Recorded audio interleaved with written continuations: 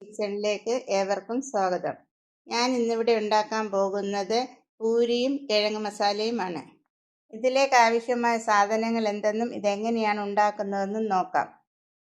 ഇതിലേക്ക് 1 കപ്പ് ഗോതമ്പ് പൊടി, 1/2 കപ്പ് മൈദ, 2 സ്പൂൺ റവ, ആവശ്യമായ ഉപ്പ്, 1 സ്പൂൺ പഞ്ചസാര, 1 സ്പൂൺ ഓയിൽ, കുഴയ്ക്കുന്നതിനാവശ്യമായ വെള്ളം.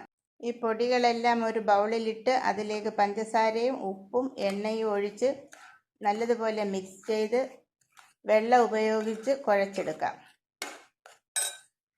ഇങ്ങനെ കുഴച്ചെടുത്ത മാവിൽ അല്പം എണ്ണ പുരട്ടി അടച്ചു വയ്ക്കുക.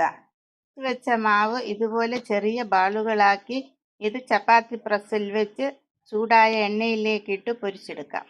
ഇനി കിഴങ്ങ് മസാലയ്ക്ക് ആവശ്യമായ സാധനങ്ങൾ എന്തെന്ന് നോക്കാം. 2 ഉരുളക്കിഴങ്ങ് തൊലി ചെത്തി അരിഞ്ഞത്, കറിവേപ്പില, 1 കഷ്ണം ഇഞ്ചി ചെറുതായി ചതച്ചത്, 5-6 വെളുത്തുള്ളി, 5-6 ചെറിയ ഉള്ളി, എനിക്ക് ആവശ്യമായ പച്ചമുളക്, 1 പിടി സാമ്പാർ പരിപ്പ്, ഉപ്പ്, 1 നുള്ള് മഞ്ഞൾപ്പൊടി. ഇവയെല്ലാം കൂടെ കുക്കറിലിട്ട് 1 ഗ്ലാസ് വെള്ളവും ഒഴിച്ച് 2 വിസിൽ വരുന്നത് വരെ വേവിച്ചെടുക്കാം.